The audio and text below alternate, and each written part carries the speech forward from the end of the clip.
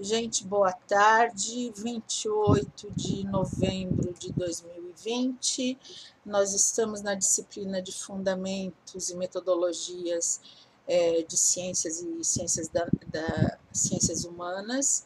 Essa é a primeira parte do período da tarde, tá? A gente vai ter uma fala teórica. Eu peço desculpas de antemão porque vai ser um pouco denso. Se vocês julgarem e se a gente perceber, a gente interrompe, faz uns 10 minutinhos de café e depois a gente volta, tá bom? Se vocês perceberem que está ficando cansativo demais, porque é bem teórico. Bom,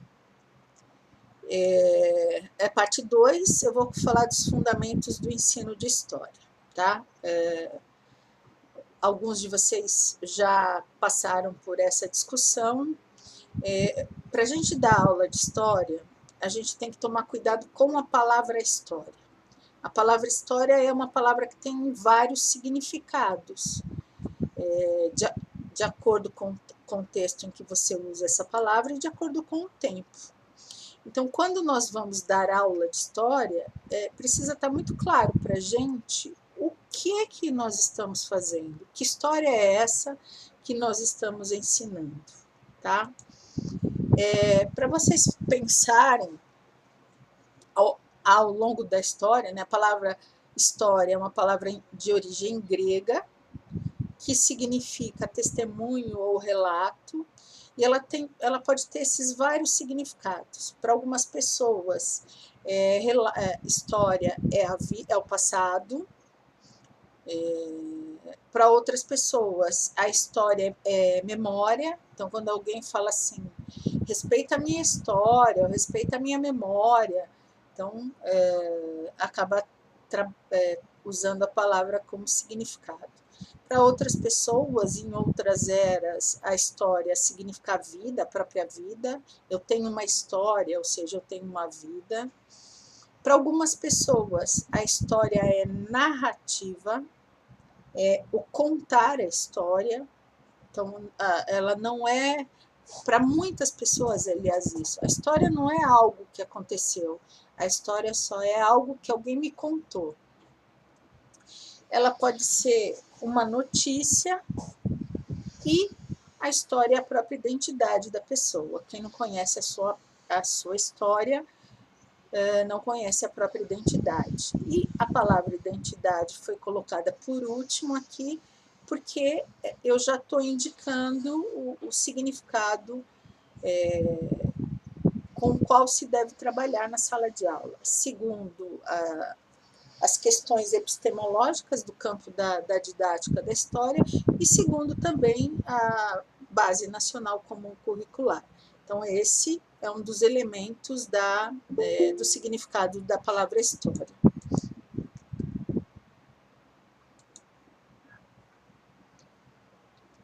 Continuando. Afinal, qual dessas histórias a gente deve ensinar na escola? E vamos falar que a história que a gente ensina na escola é a ciência. Da mesma forma que as ciências da natureza, que tem um problema, que será investigado, o pesquisador levanta hipóteses, testa hipóteses, levanta dados, analisa os dados, apresenta os dados, cria uma comunicação. A história que nós encontramos no livro didático, a história que nós ensinamos, também é fruto da ciência. Ok? E o relato, né, a comunicação desse conhecimento científico da história é uma narrativa.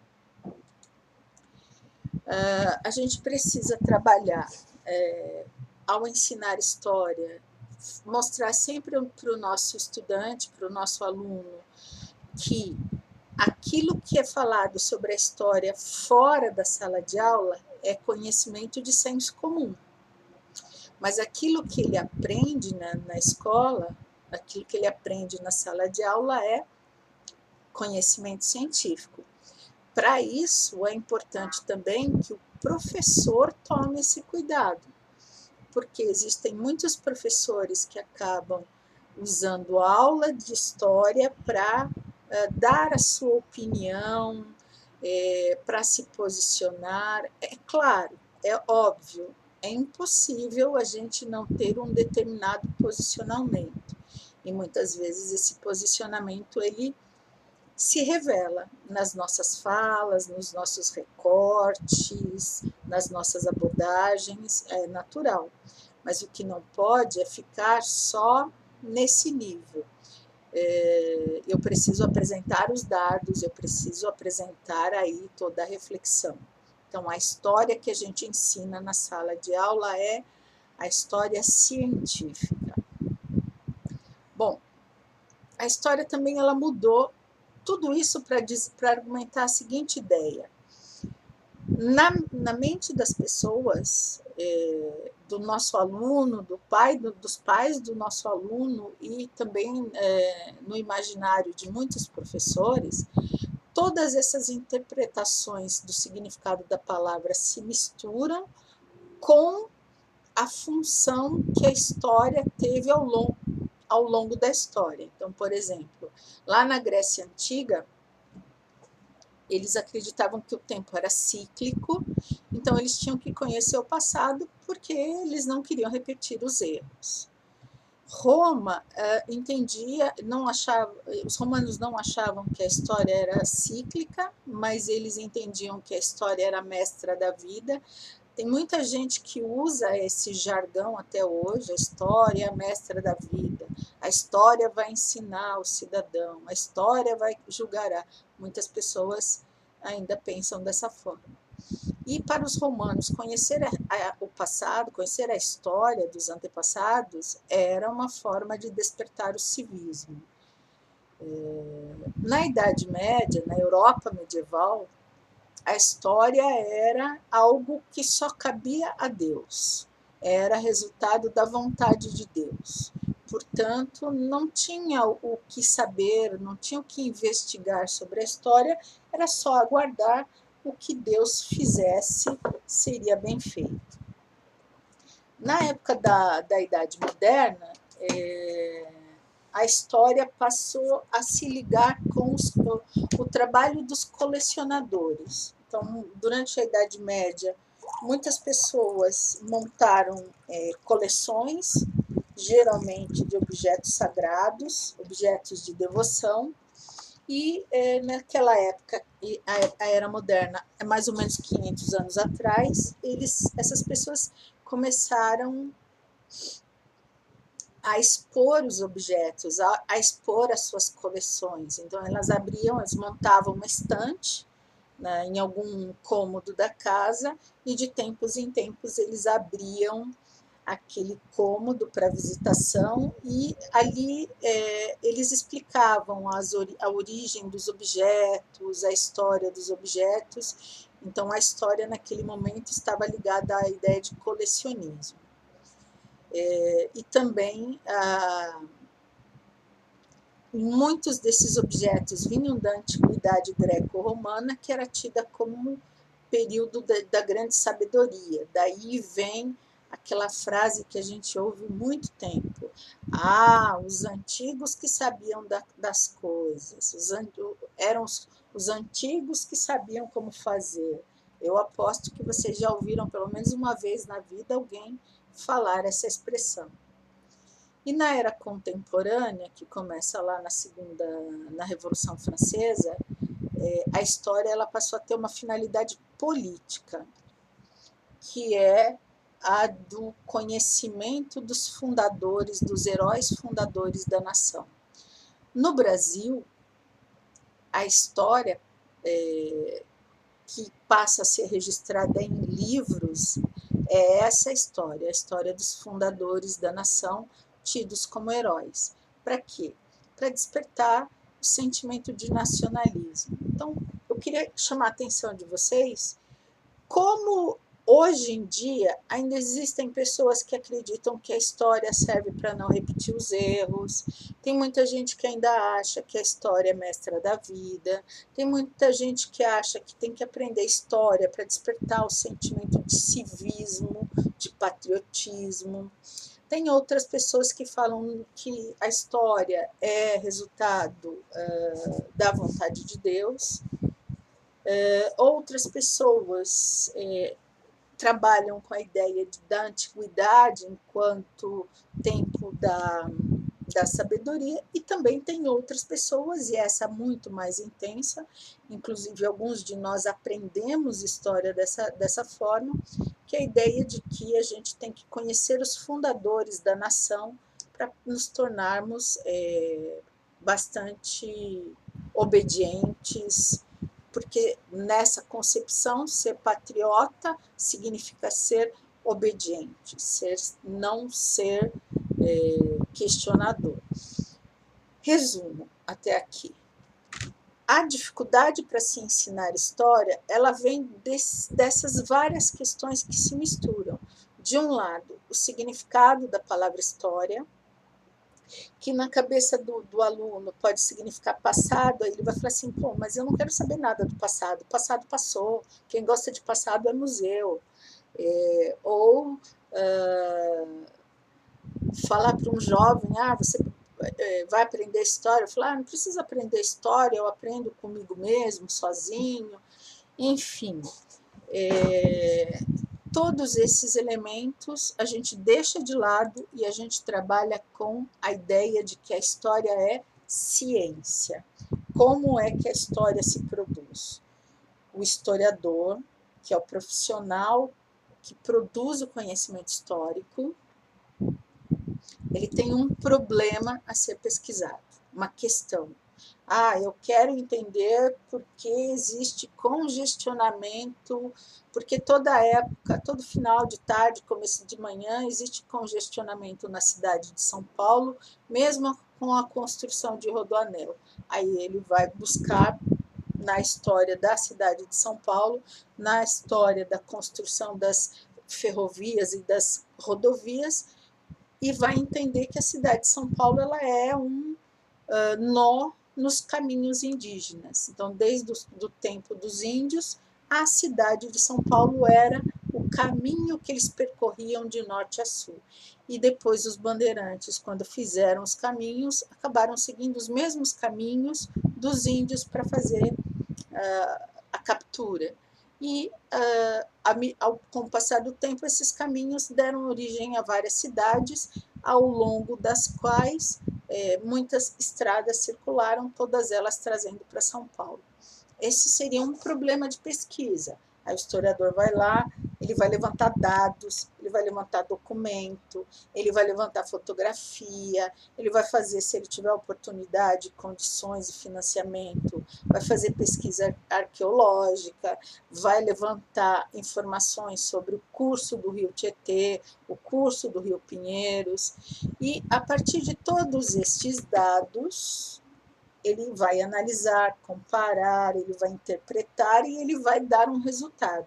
Esse resultado vira numa narrativa, que é a narrativa que eu fiz agora há pouco para vocês. Que seria, no caso desse exemplo, o conhecimento científico da história. E é esse tipo de conhecimento, é o resultado desse tipo de conhecimento que a gente tem no livro didático. Ok? Alguma pergunta, gente? Eu estou sozinha? Não, Pro. Não, estamos aqui. Tá bom. Não, Pro, a gente está aqui, tá ótimo. Tá bom. Tá bom, gente, porque é porque eu não vejo vocês, eu tô numa outra tela agora, tá? Bom, qual é a função do ensino da história científica? A gente já sabe qual é a história que a gente tem que ensinar. Agora a gente tem que entender qual é a função do ensino de história. Não é para despertar o civismo, não é para aprender que o indivíduo tem que aprender com a história que é mestra, para não repetir os mesmos erros, não é nada disso. Isso tudo é conhecimento de senso comum. O ensino de história, ele tem que servir para quê? Desculpem, ele serve para quê? Para despertar e aprofundar a consciência histórica.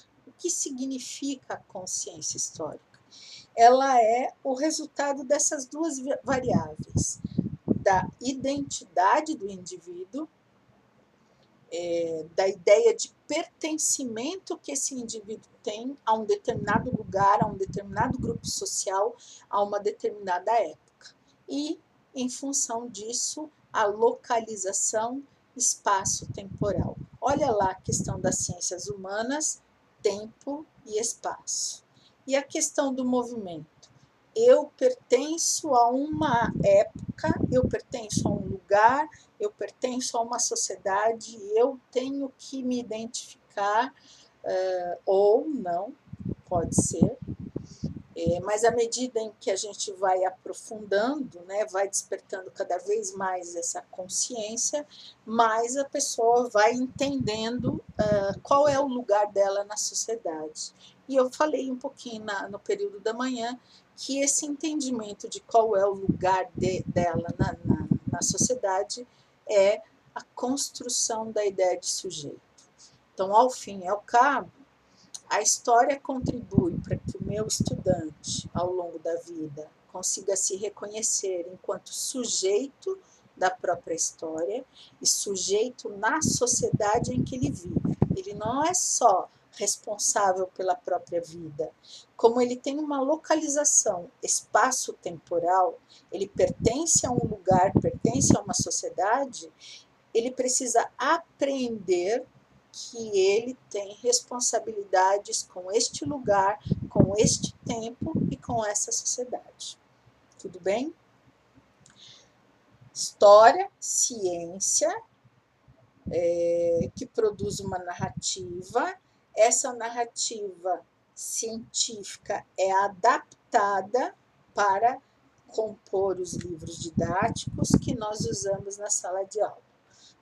Quando nós temos em mão esses livros, esse material, ou paradidáticos, ou outros materiais que fizeram essa transposição, vamos dizer assim, a gente vai despertar a consciência histórica do nosso aluno.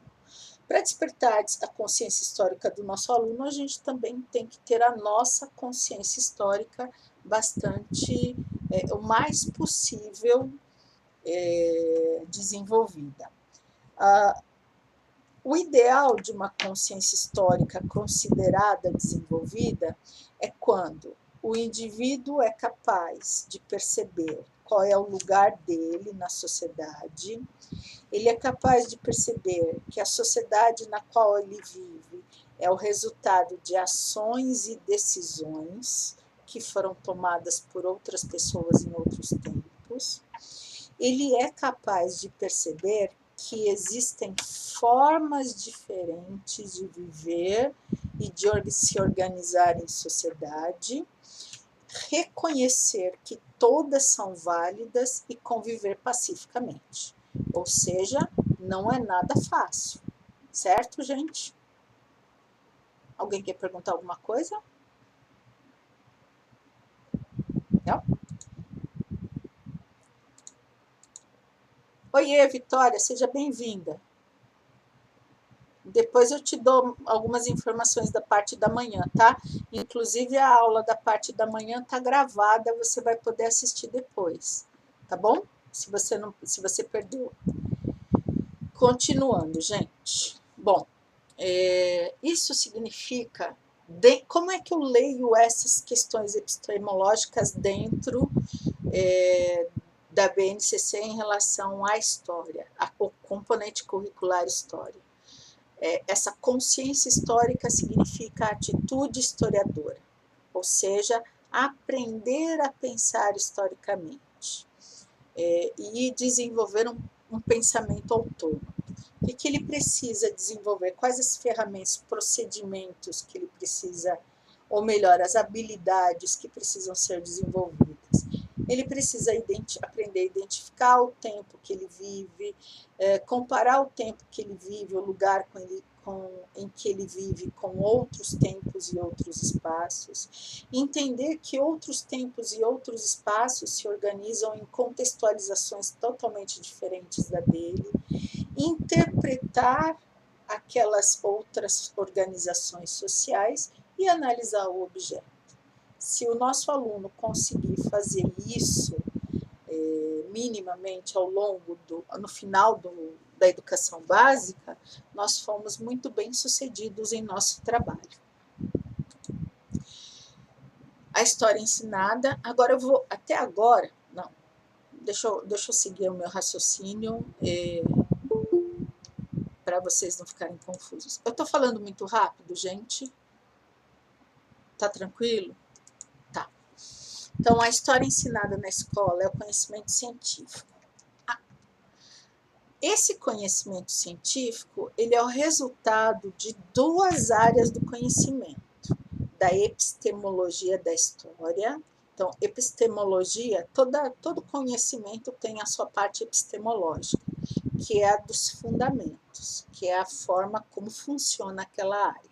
Então, a epistemologia da história diz que, para o desenvolvimento da história, tem que ter alguns elementos fundadores.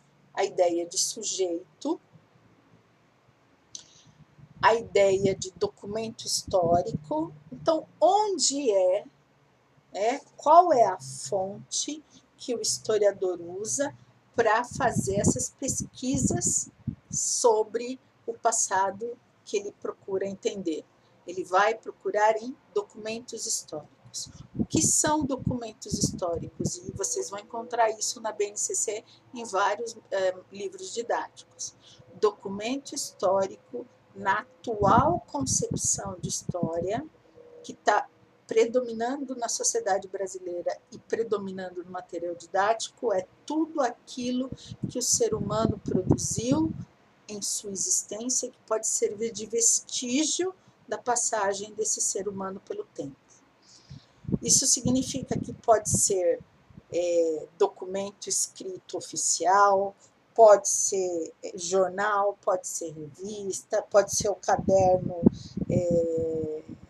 que ele usava para estudar tabuada quando estava no primeiro ano, pode ser o livro de receita da avó, pode ser a roupa do batizado, pode ser a roupa do casamento, pode ser a poltrona que a avó usava. Todos esses objetos, pode ser fotografia, pode ser vídeo, tudo que registra a passagem do ser humano é documento histórico. E é sobre este documento histórico que o historiador vai procurar descobrir a ação dos sujeitos históricos. Quem são os sujeitos históricos? São aqueles indivíduos que fazem a história andar, que faz a história se movimentar. É só o rei? É só a rainha? Nós aprendemos que sim, que quem toma a decisão é o rei, é a rainha, é o papa, é a princesa, é o presidente, mas dentro dessa perspectiva a gente vai aprender, e a gente tem que ensinar para os nossos alunos que todo mundo é sujeito histórico, que você também faz história em tudo que você está fazendo. Quando você toma uma atitude, você está fazendo história. Quando você deixa de tomar uma atitude, você está fazendo história. Quando você diz que sim, você está fazendo história. Quando você diz que não, está fazendo história. Exemplo, amanhã. Amanhã, em algumas cidades do Brasil, tem votação. Se você for e votar em alguém, você está construindo uma determinada história. Se você for anular o seu voto, você está construindo uma outra história. E você tem a responsabilidade sobre o resultado disso. Se você votar em branco, você está construindo uma outra história. Então, a ação e a omissão, independentemente, fazem parte da história. Portanto, todos somos sujeitos históricos. O historiador pesquisa o documento histórico e ele vai identificar um fato histórico sobre o qual ele vai fazer pesquisa. Esse fato histórico, eu dei um exemplo atrás agora para vocês. Bom, a cidade de São Paulo tem congestionamento dia sim, outro dia também, nas marginais. Esse é um fato histórico? Não, é um fato. torna-se histórico a partir do momento em que eu vou buscar as razões no passado, as razões na história, o porquê dessa situação continuar acontecendo. Então, o fato histórico não existe por si só, ele só existe se ele for identificado como objeto de pesquisa histórica. Tudo bem até aqui, gente?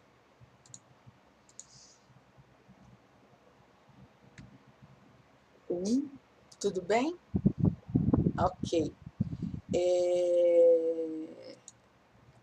Agora eu quero falar do conceito de tempo, e o conceito de tempo, ele, da epistemologia da história, ele vai direto naquilo que eu estava conversando com vocês hoje, no período da manhã, que é a questão da percepção da criança. Existem várias formas de marcar a passagem do tempo, e existem vários calendários. A nossa sociedade marca a passagem do tempo de forma linear, de tal forma que nunca mais vai existir dia 28 de novembro de 2020. Amanhã a gente vai sempre adiante. Então, é uma forma de marcar o tempo linearmente. Existem outros muçulmanos, estão em outro momento, os judeus estão em outros momentos. Os maias entendiam que a cada 50 e tantos anos havia um recomeço.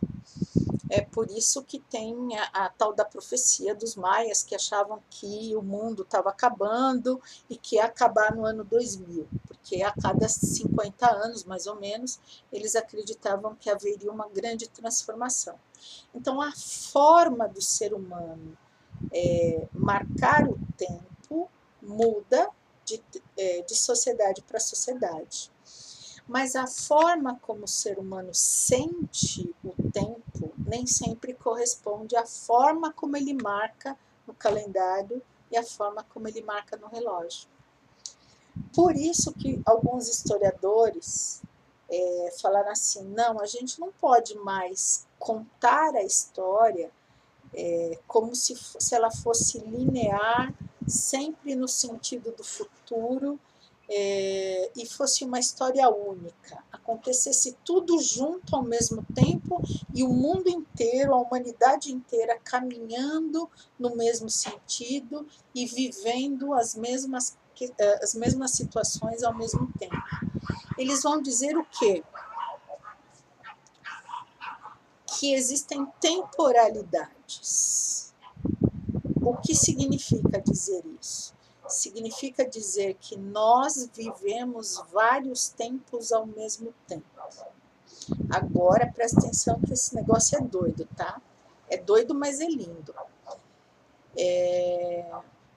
Imaginem o seguinte. Hoje é 28 de novembro de 2011. Oxente, tô com 2011 na cabeça, vocês viram.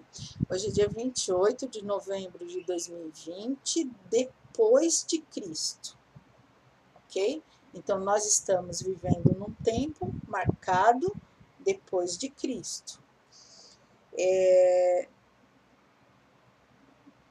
No Brasil, nós estamos vivendo 500 anos depois do início da colonização, mais ou menos 500 anos depois do início da colonização, porque a gente não vivia no Oriente Médio.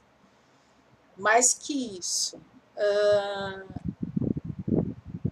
dentro dessa linha do tempo que começa em Cristo, e depois tem uma outra linha do tempo menor que começa na época do descobrimento, tem a linha da vida, tem a linha do tempo da minha vida, que começou há 51 anos atrás. Todas elas se encontram hoje, 28 de novembro de 2020.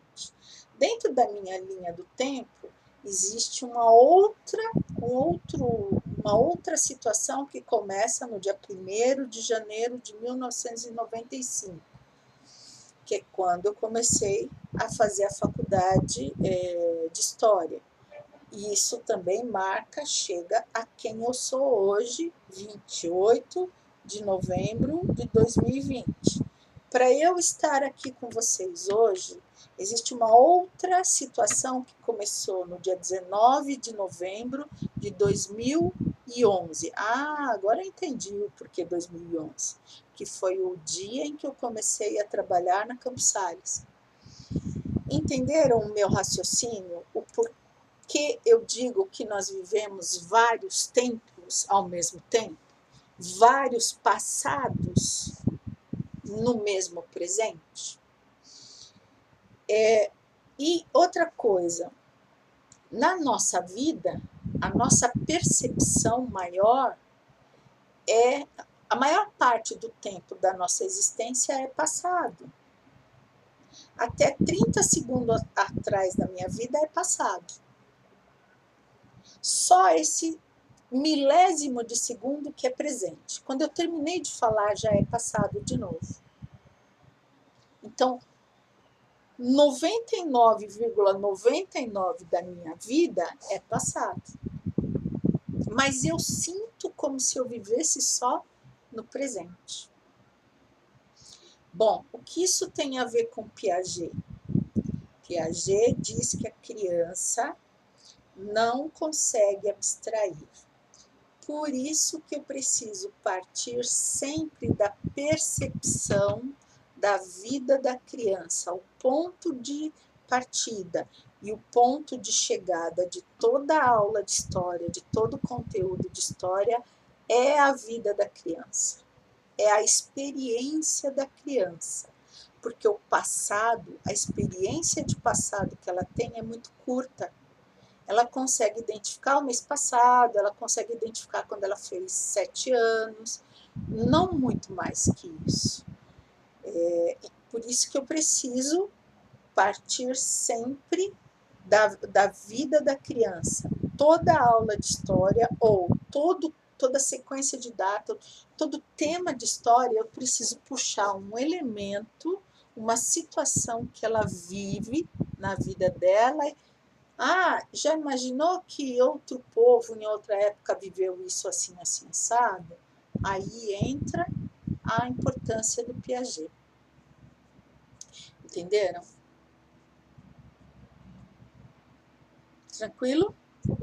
Tranquilo. Ok. A outra contribuição no campo do campo das ciências da educação é a figura do Vygotsky. Por quê? Como eu falei também para vocês lá atrás,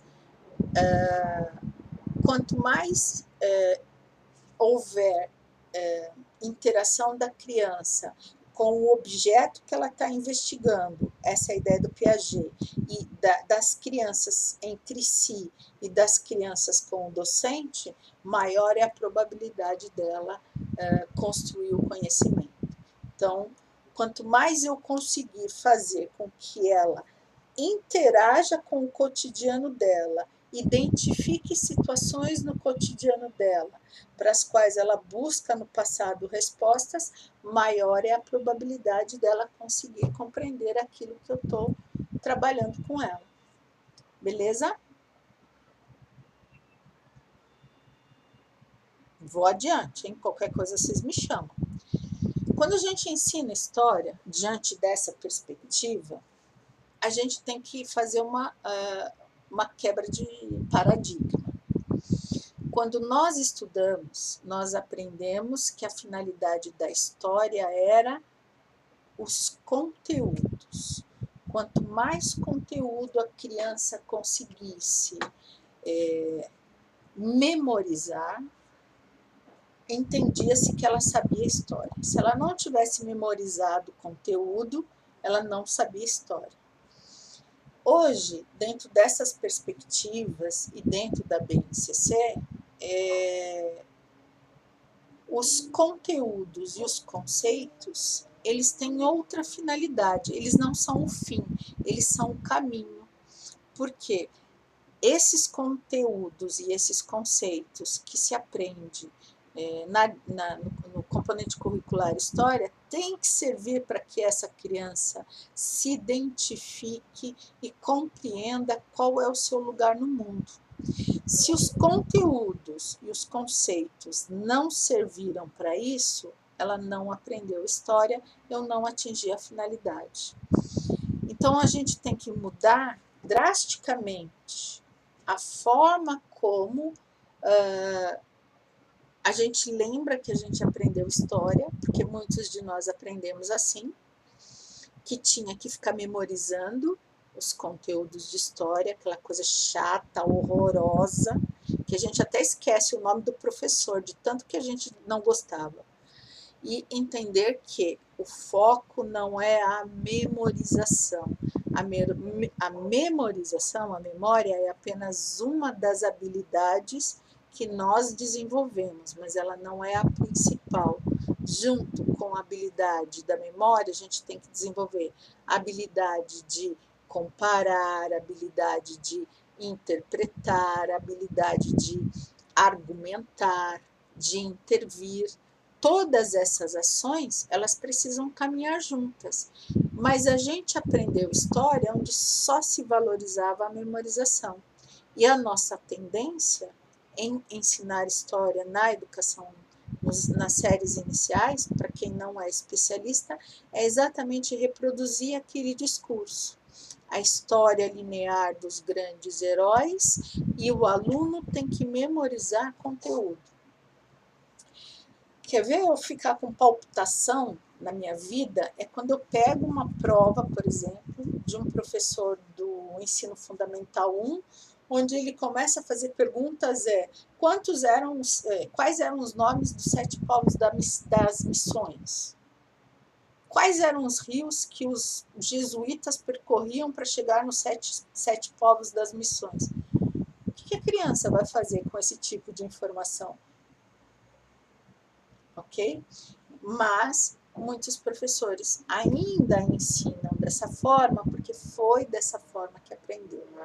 Agora a gente precisa aprender de uma forma diferente. A finalidade da história é desenvolver, aprofundar consciência histórica, localização espaço-temporal, identidade, para construir,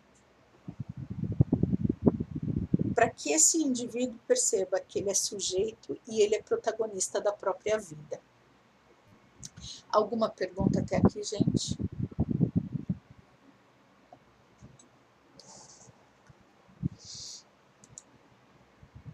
Quem cala consente, hein? Bom, competências específicas de história. Então, vejam, tanto na história quanto na geografia, eu falei lá na parte da manhã que existem as 10 competências gerais da BNCC e dentro de cada área do conhecimento, dentro de cada componente curricular tem as competências específicas. No caso da história e no caso da geografia são 7 competências. Esse material vocês têm acesso, percebam que eu copiei as competências da BNCC para vocês e destaquei os termos. Então, competência 1, compreender acontecimentos históricos, relações de poder,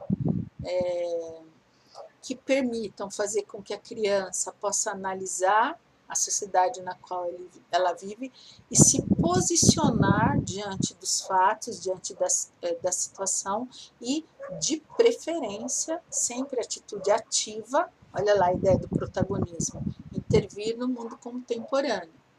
Compreender a historicidade do tempo, no tempo e no espaço, ou seja, entender que as coisas mudam de significado ao longo da história e aprender a problematizar essas situações. Exemplo disso, hoje, na nossa sociedade, a ideia de família é uma ideia muito mais ampla. Então, cabe, inclusive juridicamente, inclusive perante a lei, a ideia de que a família pode ser composta por um casal homoafetivo, a família pode ser composta pela mãe e os avós, e os filhos, obviamente, ou a família pode ser composta pelo pai e os avós, ou a família pode ser composta apenas pelos avós e os pais estão ausentes. Então, hoje, a concepção de família é muito diferente do que era há 100 anos atrás. Então, há 100 anos atrás, só era família, o pai, a mãe e os filhinhos. Okay? Isso a gente faz as crianças aprenderem e problematizar. Por quê? Hoje é desse jeito, mas daqui a 50 anos pode ser diferente. Depende de quem? Depende de nós.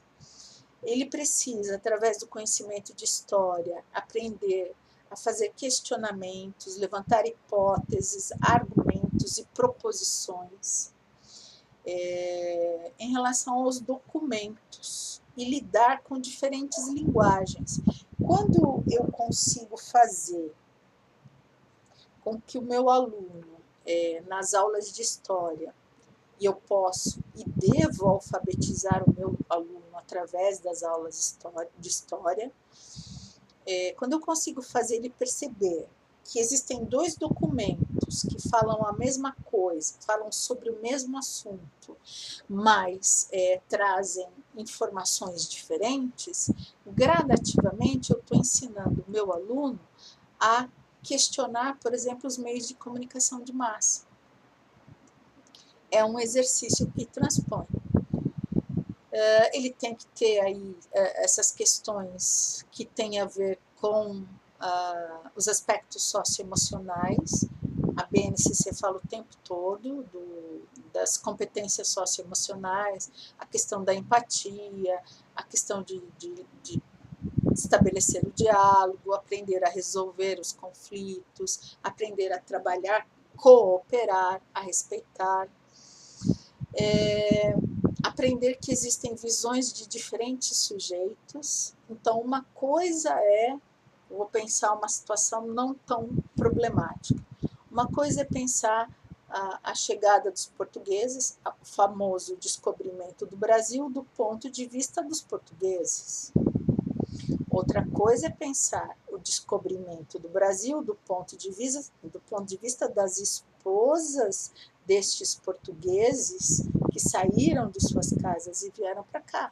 Será que eles têm o mesmo ponto de vista? Será que eles enxergaram o processo da mesma forma? Outra coisa é enxergar, entender o descobrimento do Brasil do ponto de vista dos indígenas que viviam no litoral. Outro ponto de vista é as indígenas, né, que foram entregues como presente para os portugueses. Então, cada uma dessas pessoas vivenciou o mesmo evento, só que cada um tinha um olhar diferente. São sujeitos? Alguém é mais sujeito que outro? Não. Todos são sujeitos. E eu preciso fazer com que o meu estudante aprenda que existem sujeitos diferentes. Quando ele consegue fazer esse exercício no tempo, é muito mais fácil ele aprender que existem visões diferentes lá entre os gregos, lá entre os índios, há 500 anos atrás, e devagarinho ele vai trazendo para a realidade dele, e não o contrário. Ok, gente? Princípios éticos, democráticos, analisar e compreender o movimento de populações e mercadorias no tempo e no espaço, né? Então, entender. E aí é uma coisa que caminha com a geografia o tempo todo.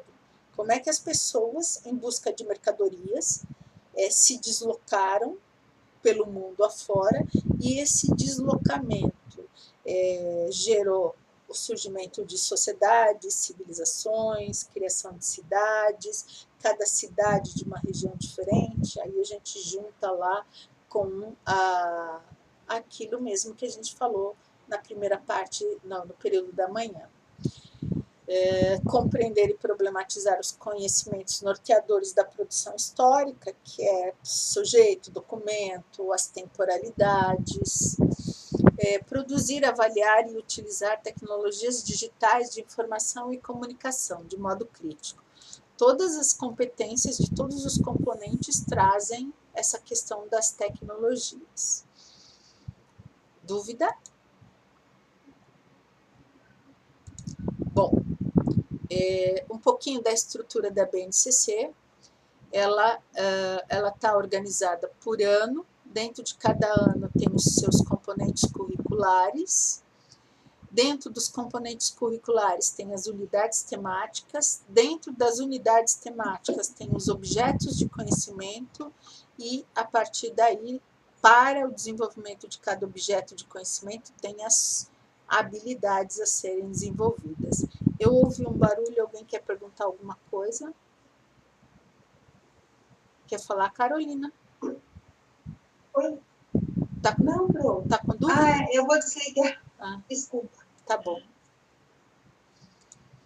Bom, aí a pergunta que não quer calar. Beleza, Pro, e aí, o que eu ensino para os alunos? Então, boa parte daqueles vídeos que eu deixei para vocês, eu estou discutindo isso, analisando isso um pouquinho no livro didático.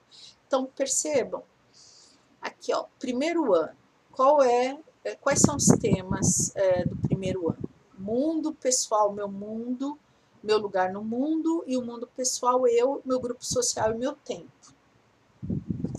Como a criança, quando ela chega no primeiro ano, ela tem 6 anos de idade, a gente não pode pensar um passado muito distante dela. Eu vou falar da história da vida dela, da história da família dela, da história da vida dos amiguinhos, quando muito da história da escola, um pouquinho talvez da história do bairro, porque ela é muito pequenininha ainda.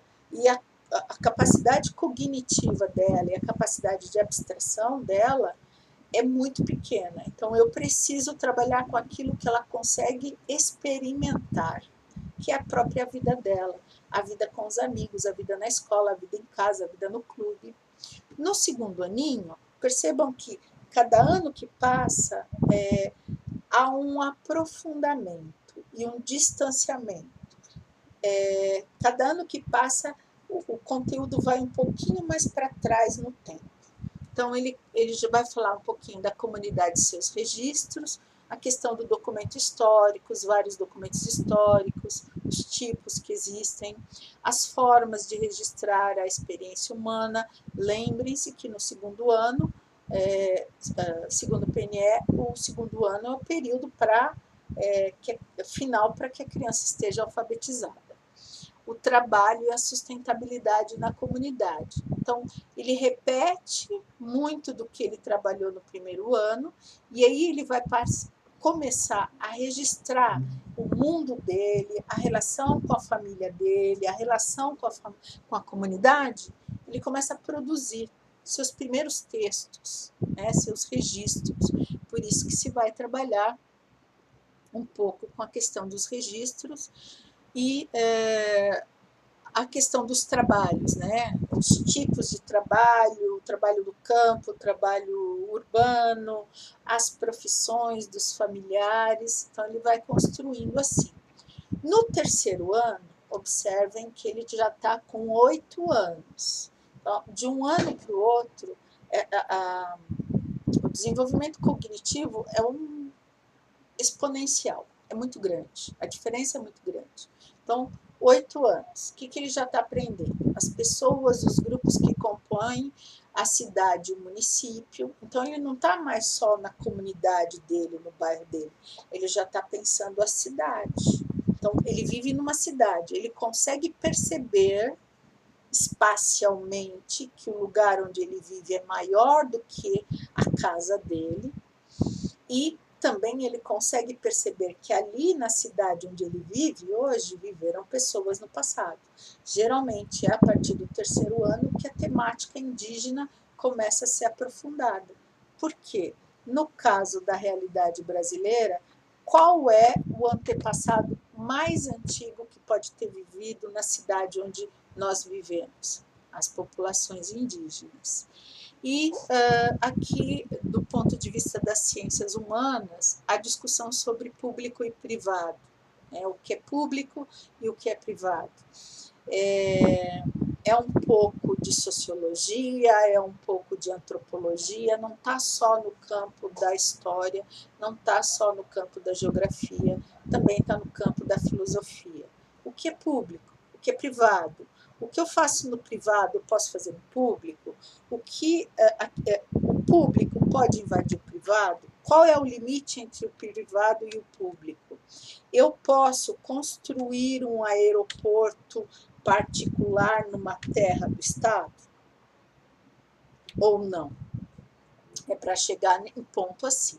Quarto ano, ele está com 9 anos. Então, já avançou um pouquinho mais. Percebam que eles já vão ter algumas temáticas um pouco mais complexas. Por exemplo, as transformações e permanências nas trajetórias dos grupos humanos. E aqui, desde a pré-história, que já se fala em pré-história, fala da circulação dos povos africanos, fala da chegada dos europeus na América, da busca de mercadorias, como a busca pelas mercadorias movimentou as sociedades humanas. É no quarto ano que se discute bastante esse deslocamento populacional e eles olham bastante a questão das migrações internas e externas. Então, no quarto ano, há um olhar aí para a constituição da sociedade brasileira. Então, o tempo e o espaço, e vocês vão ver que a geografia caminha juntinho com a história, nessa lógica, o tempo e o espaço, eles ficam maiores. E no quinto ano, o grande recorte do quinto ano é a construção da cidadania, são os conhecimentos políticos. Então, povos e culturas, meu lugar no mundo e meu grupo social, perceba que ele volta à temática do primeiro ano, só que agora de uma forma bem mais profunda. Vai falar de formas de governo, vai falar de ditadura militar e assim por vai. E a mesma coisa, ele aprofunda a questão dos registros da história e as linguagens. Naqueles vídeos que eu deixei para vocês como material complementar, eu analisei como é que esses conteúdos, como é que esses objetos do conhecimento estão distribuídos ano a ano. Eu peguei um livro didático do primeiro ano, analisei todos os capítulos, quais são os títulos dos capítulos e fiz essa correspondência com o que a BNCC propõe. Então, se vocês tiverem interesse, está lá disponível para vocês. Algum questionamento? Eu vou mudar, vou falar de geografia. Vocês querem perguntar alguma coisa? Querem que eu volte em algum ponto? Tudo claro, límpido, cristalino, igual ao Rio Tietê? Mais ou menos. Fala, Marlene, está com dúvida? Então, como, assim, eu tenho que confessar que para mim isso é muito novo, professora. Né? Então, muito do que a professora falou para mim é novo, então eu ainda estou absorvendo, né? A questão da história, né? Principalmente a formação do indivíduo. Eu ainda estou, assim, para mim eu preciso ainda absorver, mas é legal, é algo que eu gosto muito. Eu também acho muito legal. Eu acho. Não precisa de nada para ficar bolado. Só ler sobre história, só ler essas discussões, você já fica bem bolado. Tem aquele meme que né, que pega uma cabeça, né, e a cabeça explode, dá um retalho. É assim, é mais ou menos assim. É mais ou né? menos assim. Porque, por exemplo, né, como eu tenho, né, uma certa idade, eu já amava a história da forma tradicional mesmo. Essa dos decoreba, eu já amava essa daí. Né? E agora, pensar nessa nova perspectiva me faz ainda gostar mais ainda. Ela é envolvente, porque a gente precisa fazer com que a criança pense historicamente. Existem alguns exercícios que a gente faz, vou dar exemplo. Faz um bom tempo que eu não dou aula na educação básica, mas por exemplo, eu quero falar lá na antiga 7ª série, o 6º ano, antiga 5ª, 6ª, a antiga 6ª série, o 7º ano. Eu queria explicar feudalismo. Imagina que você é um senhor feudal e você trabalha na sua terra 2 dias e você tem que se alimentar com o que você plantou, sua família tem 15 pessoas, os outros 3 dias você tem que trabalhar na terra do senhor feudal. Como é que você ia se sentir? Então, através desses questionamentos, dessas brincadeiras, você vai fazendo a criança se sentir. Aí eu falo, não, professora, eu não vou querer trabalhar 3 dias de graça. Mas além de trabalhar 3 dias de graça, você ainda tinha que pagar imposto. Além disso, tinha que pagar imposto. Aí você vai despertando no aluno aquele interesse e aquela familiaridade, ele se coloca no lugar. Então, são situações que fazem com que o significado fique bastante significativo. Não é fácil, mas a gente precisa fazer o aluno usar a imaginação, no caso do ensino fundamental 2 em diante, e no caso do ensino fundamental 1, ele precisa usar os sentidos. Quanto mais a gente conseguir fazer usar os sentidos, mais ele consegue mergulhar aí. Por isso, usar jogos, recursos visuais são extremamente importantes, porque a imagem, ela grita muito para a criança.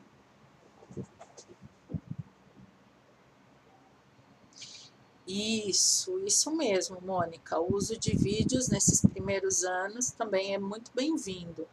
Existe um material que eu gosto demais, que vocês acham na internet, que é o Teatro de Fantoches, Mão Molenga. Se vocês jogarem lá Teatro de Fantoches Mão Molenga, 500 anos do Brasil na TV.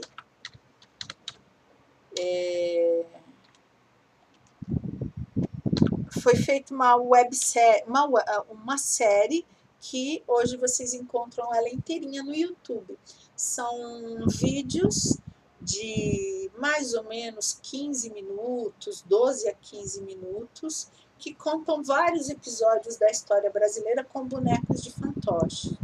Tem um outro que também acho que dá para você, que é muito bom para trabalhar, inclusive com os pequenos, que é a série, que essa é a animação, Grandes Civilizações. Então, se vocês jogarem aí no YouTube, vocês vão ver, são excelentes para trabalhar esse material. Por outro lado, se vocês falarem assim, professora, eu sou super insegura em ensinar raízes do Brasil. Raízes do Brasil é bárbaro, né? É um dos pais fundadores aí da história. Vale a pena, gente, conhecer raízes do Brasil. Eu sou super insegura, como é que eu vou dar aula de história? Eu sei que predomina a aula de história do Brasil, eu não sei nada de história do Brasil. Tem um material muito legal no YouTube. Um deles é esse vídeo que a Beatriz sugeriu, Raízes do Brasil. Raízes do Brasil é baseado no livro do Sérgio Buarque de Holanda, que se apresentava como pai do Chico. E é um dos textos mais importantes da historiografia brasileira. Tem também um outro vídeo,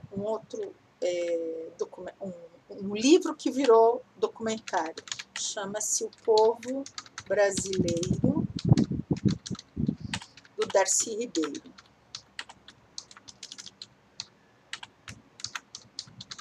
Vocês acham também no YouTube.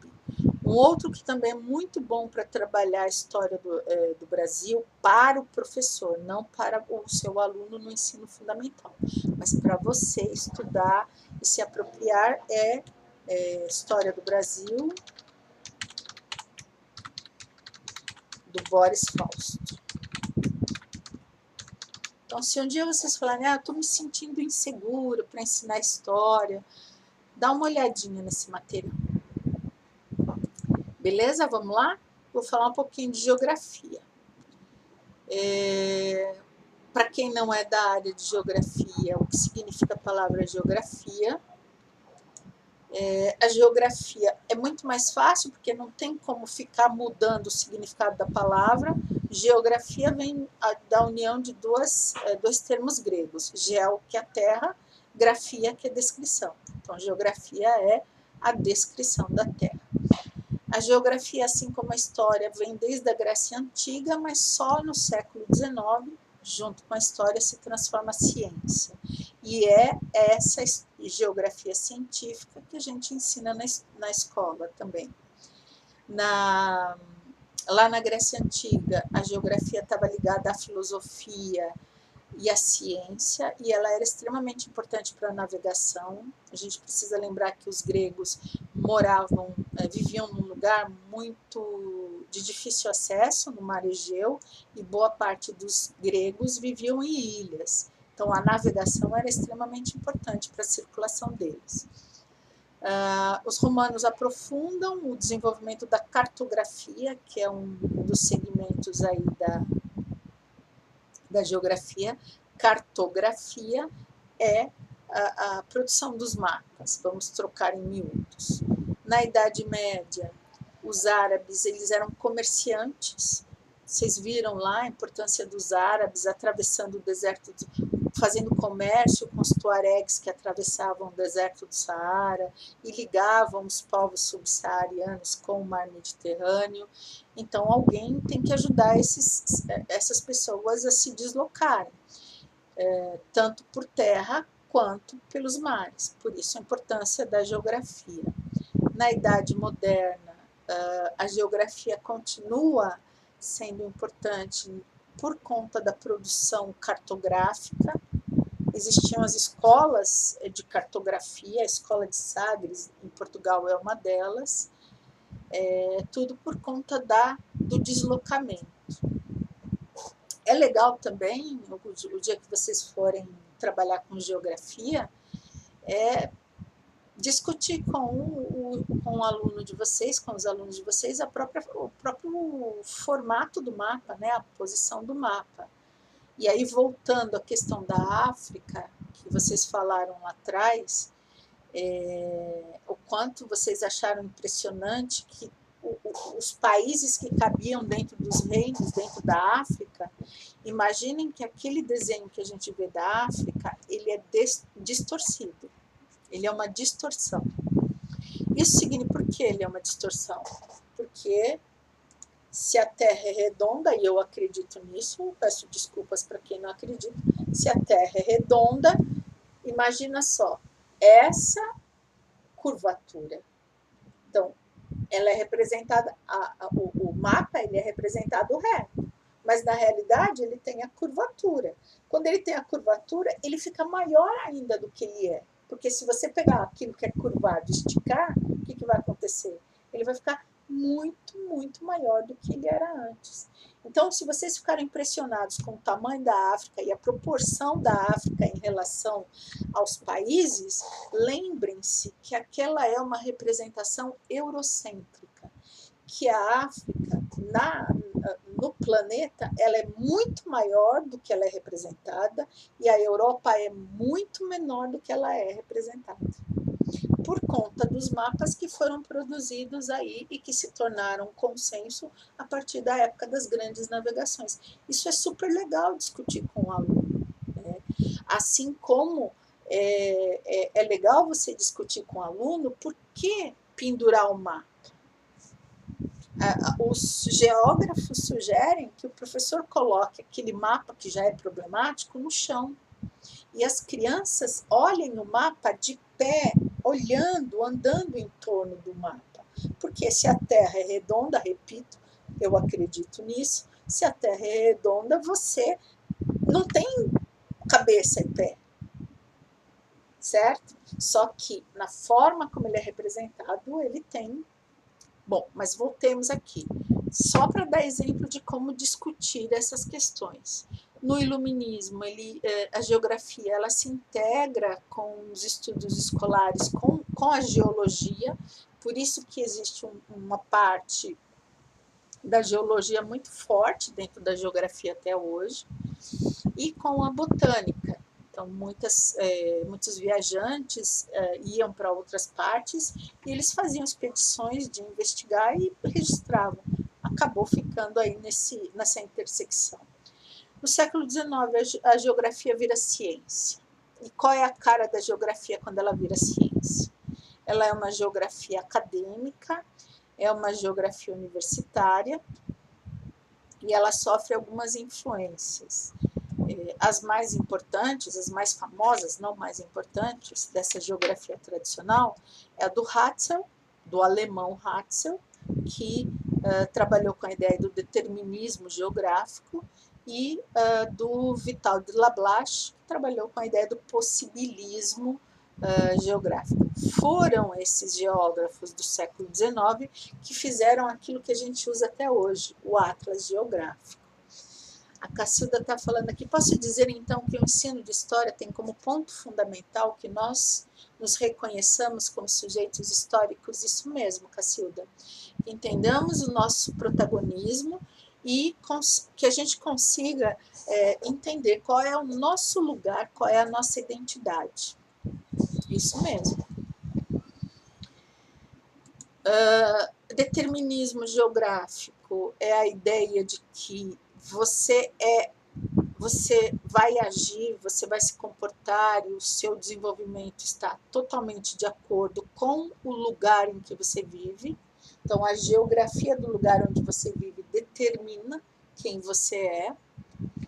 E o possibilismo é a ideia de que essa geografia você pode... você se adequa de acordo com várias situações dentro da geografia.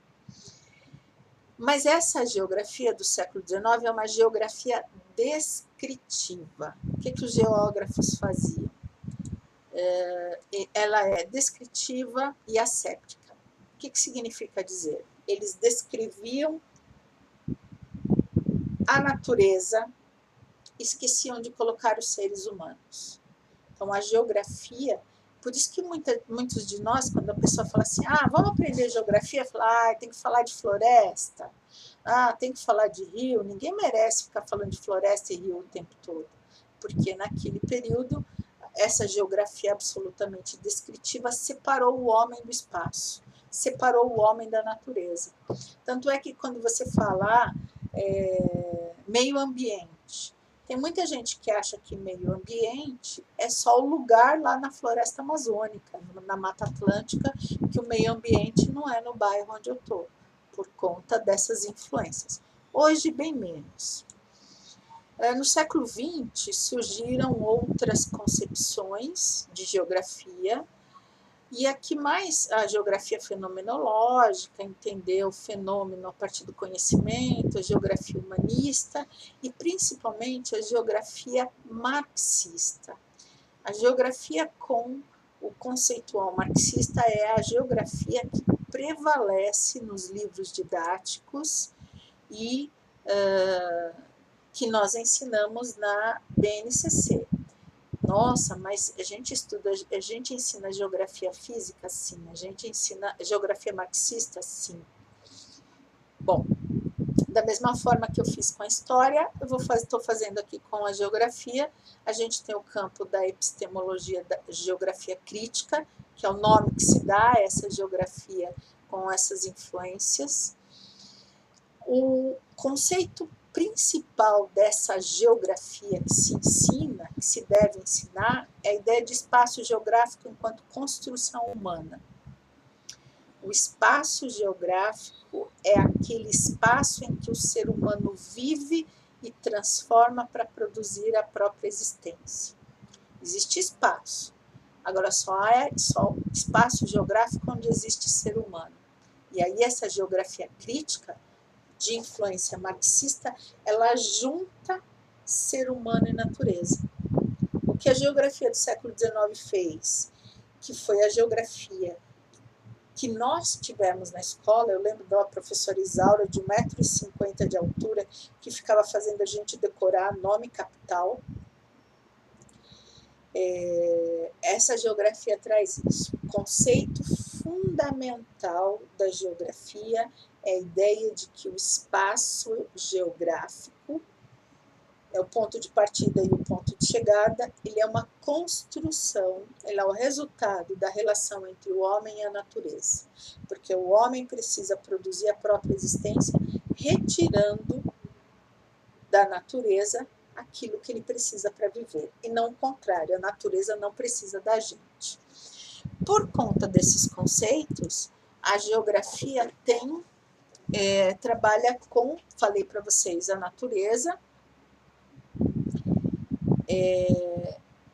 e aí todo o conteúdo de geografia está organizado para fazer as crianças se apropriarem desses conceitos: lugar, paisagem, território, região e natureza. Então, natureza é algo da qual o homem, o ser humano, faz parte. A gente tem que fazer a criança perceber isso, porque se ela não percebe que o ser humano é parte da natureza, ela não vai conseguir cuidar do meio ambiente. Quando o homem deixou de ser parte da natureza? Na época das grandes navegações, na época que eles queriam dominar o planeta e vender tudo o que eles podiam, é o final da Idade Média, o início da Idade Moderna. Naquela época, até a Idade Média, as pessoas acreditavam que Deus estava em tudo. Se Deus estava em tudo, não podia derrubar árvore, não podia explodir mina de ouro, não podia fazer nada.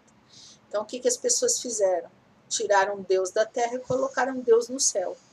Quando colocaram Deus no céu, separaram o ser humano da natureza e decidiram que a natureza deveria servir ao homem. E essa concepção de geografia vem até meados do século XX, ratificada pela geografia científica universitária do século XIX.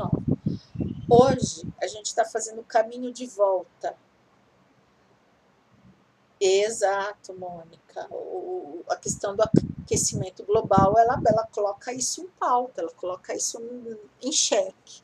Então, e eu também acredito que tem aquecimento global, e eu acredito sim que tem buraco na camada de ozônio, e eu também acredito que as geleiras estão derretendo. A gente está fazendo esse caminho de volta, né? Fazer com que o estudante perceba que natureza e ser humano são duas partes, dois lados de uma mesma coisa, de um mesmo fenômeno. E o ser humano precisa da natureza, porque ele vive na natureza. E a natureza não é só lá a montanha que está no quadro pendurado na parede. A natureza é tudo que está ao meu redor, inclusive o rio Tietê. Por incrível que pareça, também é natureza. Dentro dessa concepção de espaço geográfico, a criança precisa desenvolver o conceito de lugar. Lugar é o espaço geográfico com o qual eu tenho relações afetivas.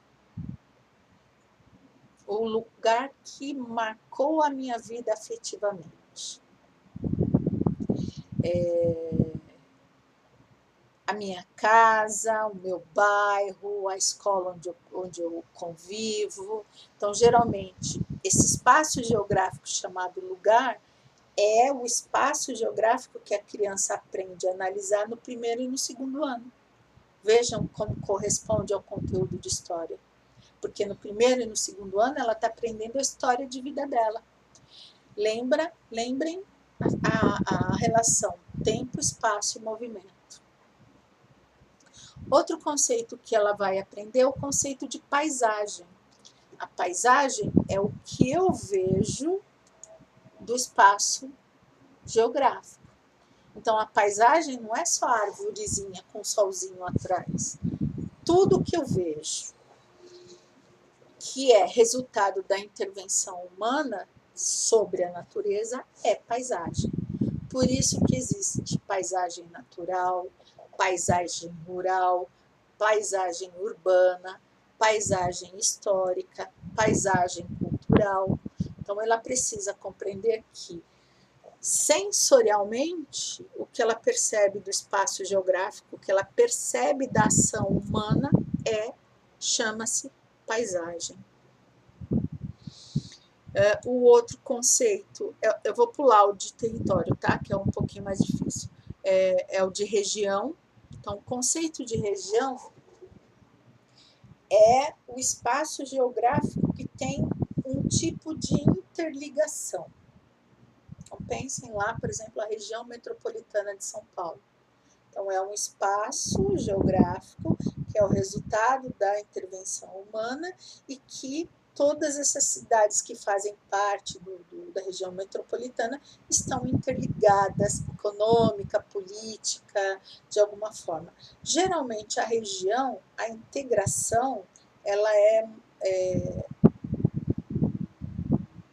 muitas vezes por conta das questões econômicas, outras tantas vezes por conta das características naturais da região. Mas geralmente cruza mais de um critério, não é um único critério. E o último, e o mais legal de todos, e o mais complicado, mas muito interessante, é o conceito de território. Então, território é um espaço geográfico, é uma construção humana estabelecido entre fronteiras e razão e resultado de disputa de poder.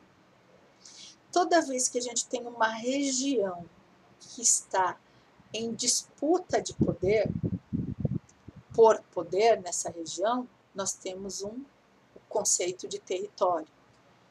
O mais próximo da vida da nossa criança é a questão dos territórios das biqueiras. Então, se a gente parar e pensar nessa questão do tráfico de drogas, como determinado traficante controla uma região e outro traficante controla em outra região, e se houver a invasão da região do concorrente, é invasão de território, e aí é motivo de guerra. Então, a questão do território liga ao poder e, muitas vezes, acaba explicando as razões dos conflitos. Pensem, por exemplo, nos movimentos separatistas, um exemplo, agora estão bem quietinhos, mas até bem pouco tempo atrás fizeram bastante barulho, que é o separatismo na Espanha e o separatismo na Irlanda do Norte. Então, são disputas por território, por região. Isso é o espaço geográfico território. Tudo bem, gente? Perguntas? Bom. E aí a gente... Professora. Oi, Eliane. Pode falar, Eliane. Nessa parte do território, a gente estuda nas escolas, né? É muito falado, a gente tem que trabalhar o território, o que vocês estão trabalhando em relação ao território, e aí eu vejo como um sinônimo da comunidade, ali da região onde a escola está.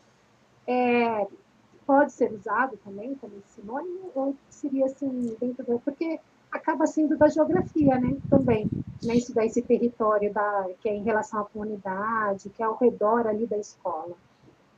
Eu penso que se tiver uma preocupação em ter um rigor com o uso do termo, com o uso do conceito, é melhor usar o termo região. Mesmo porque cabe muito mais na ideia, dentro do conceitual, de lugar, porque a questão é afetiva. A questão é de afetividade e de identidade, e de pertencimento.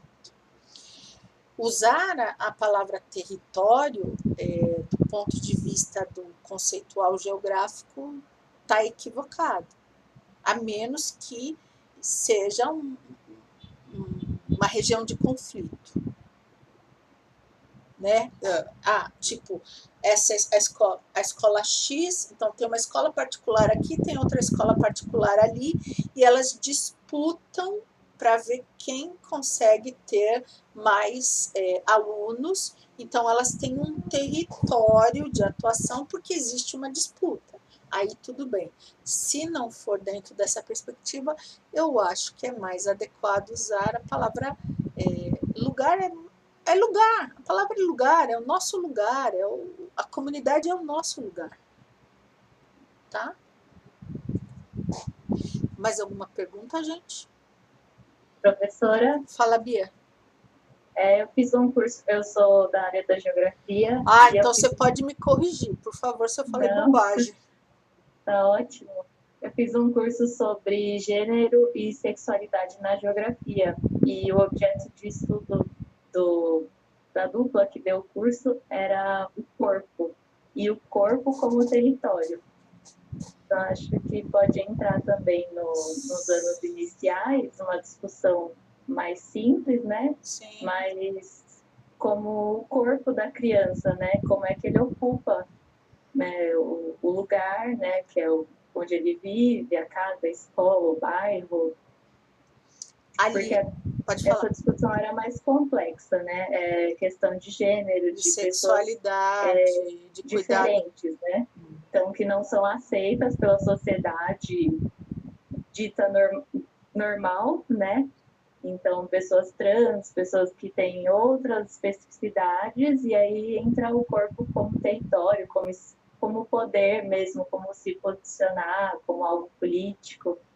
Bem interessante. Muito bom. Se você pensar em fazer TCC nessa área, pode me procurar para orientar, tá? Que eu dou palpite. Porque eu gosto... Ó, vocês vão descobrir. Eu não sei se a gente vai ter aula de novo. Uma parte da turma já teve aula comigo antes. Eu gosto muito de falar dessas questões de diversidade, de gênero, questões étnico-raciais. Adoro. E arrumo muita encrenca por causa disso.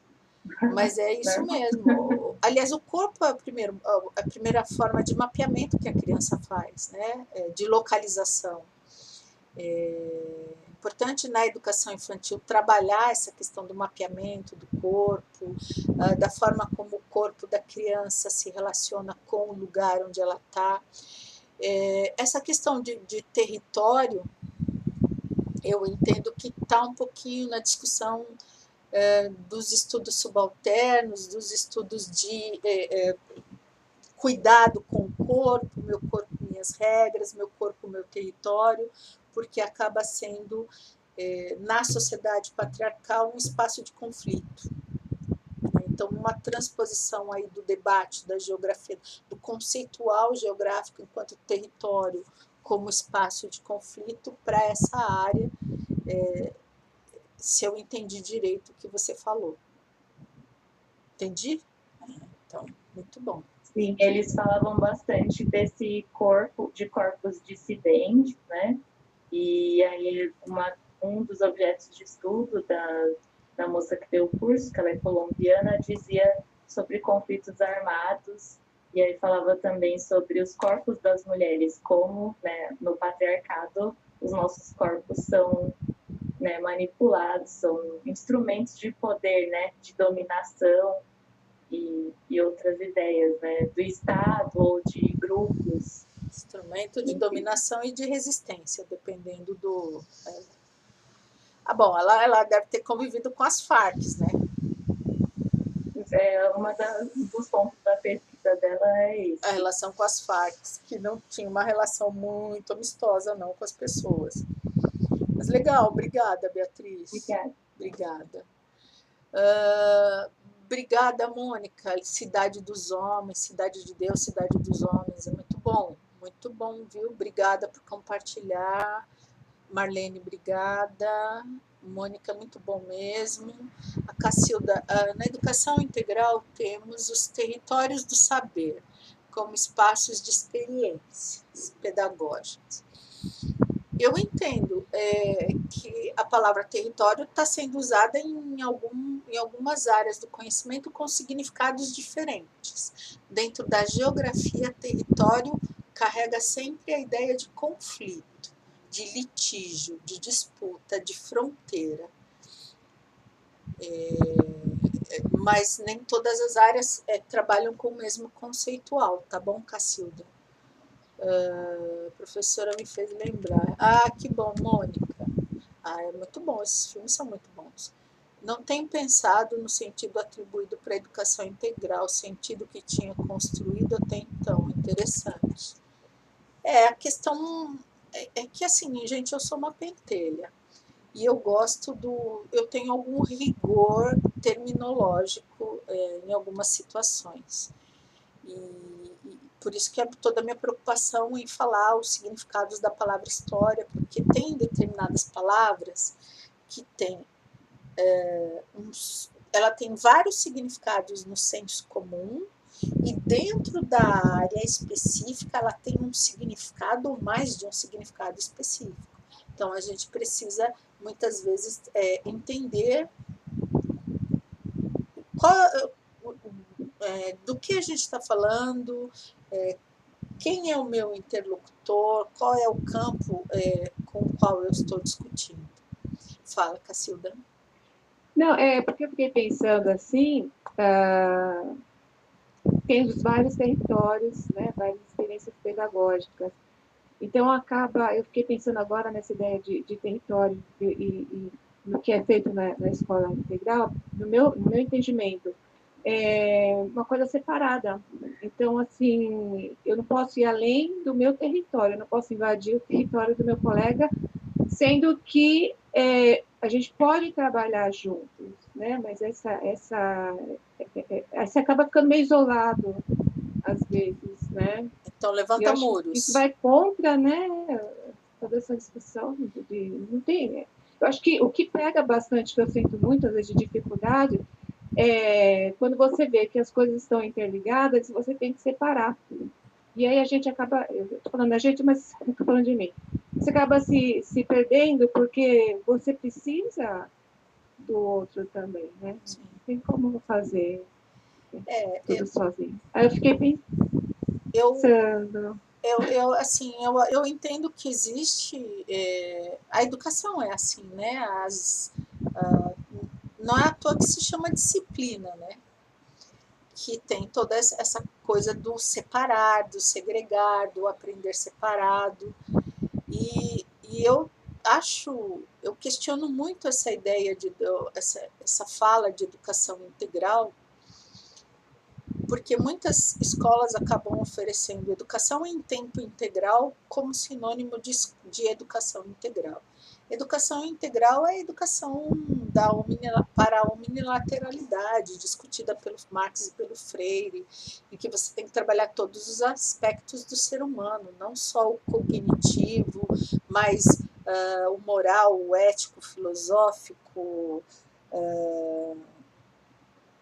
enfim, socioemocional ou afetivo, Marx não usaria esse termo, e da forma mais interdisciplinar possível. Quanto mais os saberes estiverem misturados, juntos e misturados, quanto menos o meu aluno souber se ele aprendeu na aula de história ou de geografia, mais ele aprende. Porque quanto mais ele separa, menos ele aprende. Por isso que muitas vezes os projetos pedagógicos, a pedagogia de projeto, ela funciona muito bem. Só que a pedagogia de projeto não dá resultado numérico. Então, esse é um problema também. A pedagogia de projeto não permite que o indivíduo passe em primeiro lugar na FUVEST, por exemplo, porque é uma prova ainda conteudista. Mas são os paradoxos, né, Cacilda? A gente a gente lê um nome bonito, enxerga uma coisa bonita, né? As pessoas falam, olha que lindo, agora minha escola é educação integral, mas tem territórios do saber. Aí eu fico pensando, como assim? Né? Como assim? Separou? Como que pode ser integral se separou? Enfim, mas faz parte da nossa construção. Bom, gente, que legal que vocês se apropriaram da discussão dos conceitos básicos da geografia. Então, todo o conteúdo da geografia, todos os objetos de conhecimento da geografia trabalham com isso, e aqui eu quero trazer uma similaridade com o ensino de história. E também vai acontecer com o ensino de ciências. Também, assim como no ensino de história, do ponto de vista cognitivo, quem influencia muito são Piaget e o Vygotsky. Piaget é por conta da questão do concreto para o abstrato, da questão interacionista, do indivíduo tem que interagir com o objeto que ele está investigando, e isso precisa ser gradativo, precisa ser através de fases. E o Vygotsky traz a ideia do sócio-interacionismo. Então, não basta você interagir com o seu objeto de pesquisa, você tem que interagir com outras pessoas junto com o objeto de pesquisa. Por isso que, quando vocês estiverem observando o ensino de história, o ensino de geografia, vocês vão ver que ele faz a mesma coisa.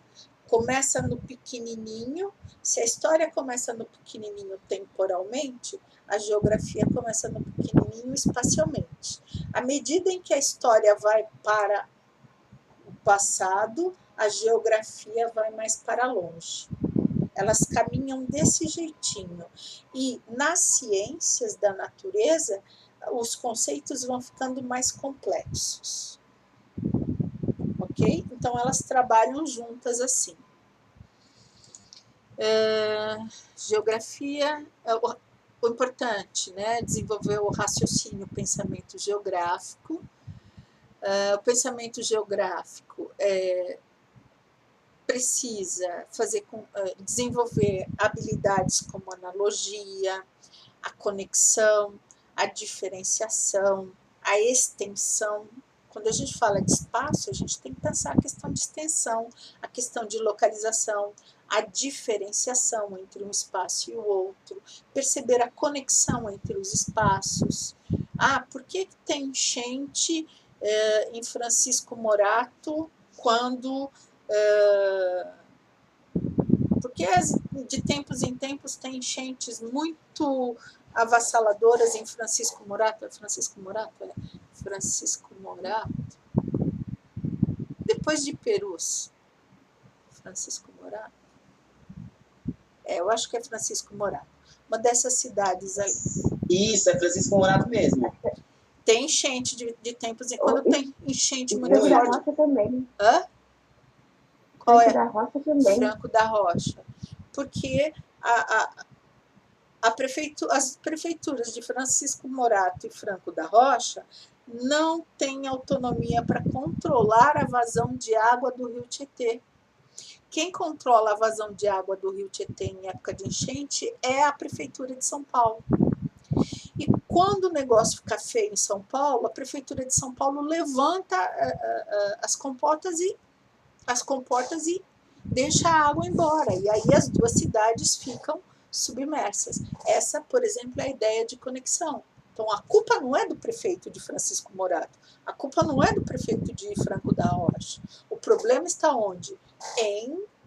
Na Prefeitura de São Paulo.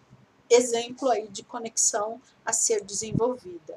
Localização, a ordem, né, o ordenamento, como é que as coisas se organizam entre si, a geografia vai contribuir para isso. Aqui as competências específicas, né, entender a interação sociedade-natureza e ter o espírito de investigação e de resolução de problemas, estabelecer conexões, desenvolver autonomia e senso crítico, para analisar a ocupação humana e produção do espaço, usando aquelas habilidades que eu falei. Então, por exemplo, a Paula brincou agora há pouco. É invadir ou é ocupar? Não precisa responder. Não precisa responder. Mas essa é uma discussão que tem a ver com essa questão de análise da ocupação e produção do espaço.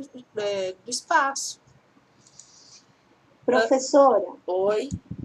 é que nós verdade, ali, eu acho que eu esqueci de colocar uma vírgula, porque né, lógico que não, a gente não vai polemizar, mas eu não gosto da palavra invadir, isso é uma coisa minha, eu prefiro a palavra ocupar, até porque eu já trabalhei nesses espaços, né, eu não concordo muito com a palavra invasão, então eu acho que ali faltou uma vírgula, não sei.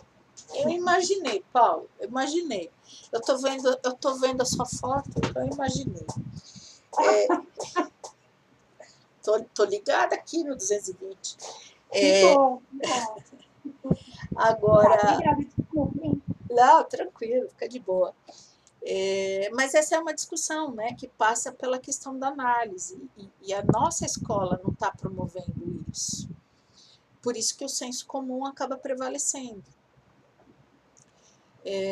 A questão do pensamento espacial, né, e além disso o uso das linguagens cartográficas, e a linguagem cartográfica não é só mapa, a linguagem cartográfica, por exemplo, está o tempo todo nos faróis, quando a gente recebe, por exemplo, panfleto de apartamento, e tem uma planta de casa. Olha que legal desenvolver o pensamento cartográfico com a minha criança do primeiro aninho do ensino fundamental, fazendo ela desenhar a planta da casa dela. Isso é representação cartográfica. Navegando e pesquisando o Google Maps. Então, aprendendo a se localizar, aprendendo a ler as placas, né? Exemplo, placa que indica qual é o banheiro feminino, placa que indica qual é o banheiro masculino e por aí vai. Continuando. Deixa eu ver, alguém falou alguma coisa. Marlene. Pensamento espacial, resolução de problemas o tempo todo, procedimentos de investigação para compreender o mundo, mesma coisa das ciências. Compreender o mundo natural, social, econômico, político, meio científico e informacional. Então, elas caminham juntas. Construir argumentos com base em dados, com base em informações geográficas e debater os pontos de vista longe do senso comum. Construir uma consciência socioambiental, ou seja, recuperar a ideia de que ser humano e natureza fazem parte de um mesmo fenômeno e que um precisa mais do outro e um não precisa do outro. Quem não precisa de quem? A natureza não precisa do ser humano. O ser humano precisa da natureza. E a gente age como se fosse o contrário. Agir pessoal e coletivamente com respeito à autonomia, responsabilidade, flexibilidade, resiliência. Gente, resiliência é uma palavra coach, né? Vamos combinar. Ação sobre as questões socioambientais, ela não é tanto do campo da educação, ela é do campo empresarial. Ok, gente? Do primeiro ao quinto ano, quais são os eixos temáticos? Então, durante o primeiro ano, o eixo temático da criança é o sujeito e o seu lugar no mundo. No segundo ano,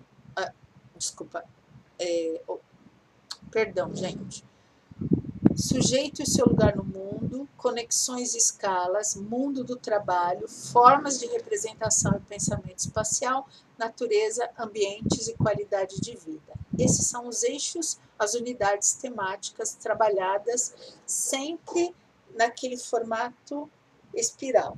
Vai subindo e vai ficando cada vez mais complexo do primeiro ao quinto ano. Os objetos de conhecimento do primeiro ano, modo de vida das crianças em diferentes lugares, situações de convívio em diferentes lugares, ciclos naturais e a vida econômica, diferentes tipos de trabalho existentes no seu dia a dia, pontos de referência, condições de vida nos lugares de vivência. Vai para o segundo, convivência e interação entre pessoas na comunidade, riscos e cuidados nos meios de transporte e de comunicação, experiências da comunidade no tempo e no espaço, mudanças e permanências, aqui é juntinho com a história, tipos de trabalho em lugares e tempos diferentes, também o tempo todo junto com a história, a paisagem histórica, localização, orientação e representação especial, uso de recursos naturais, solo, água e campo. Esses conteúdos estão junto com ciências também, no mesmo ritmo.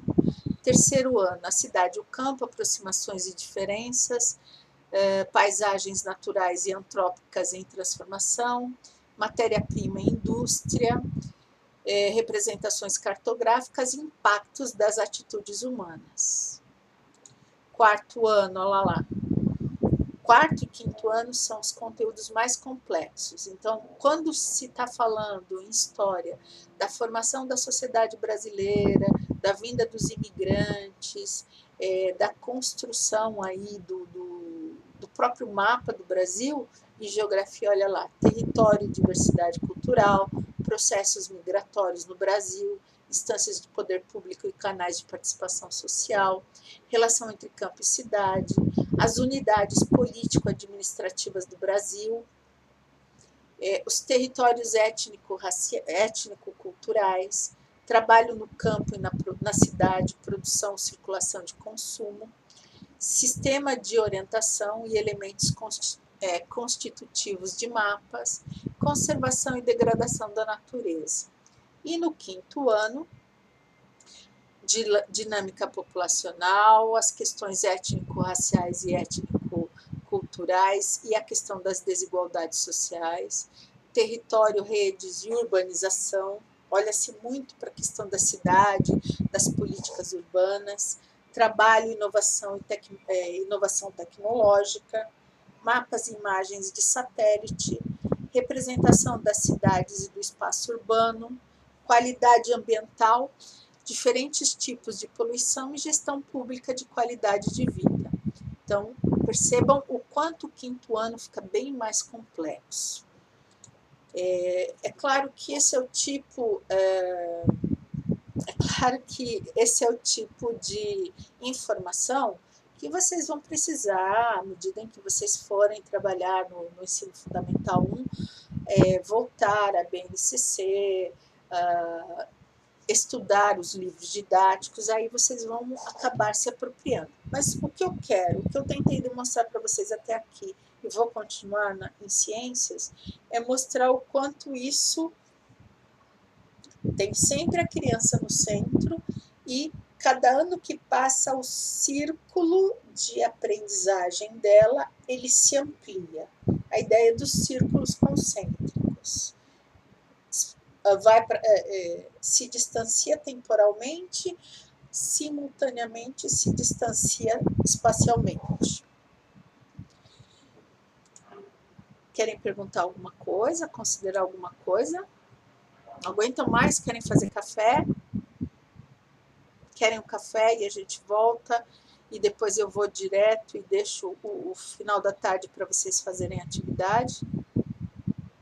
Sim? Então tá bom. Vocês uns 5 minutinhos? Beleza. Vou parar aqui, vou interromper essa gravação, depois eu continuo de novo. São 15h40, pode ser 10 minutinhos? 15